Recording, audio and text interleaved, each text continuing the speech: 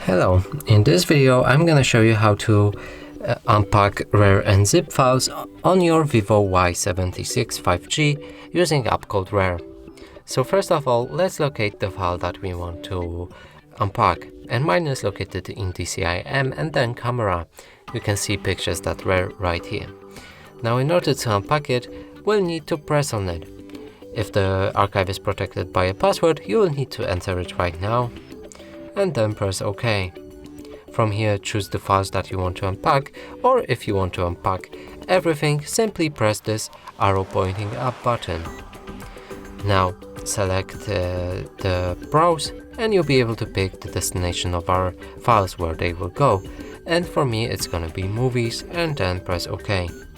You can change settings for ask before override, override without prompt, or skip existing files.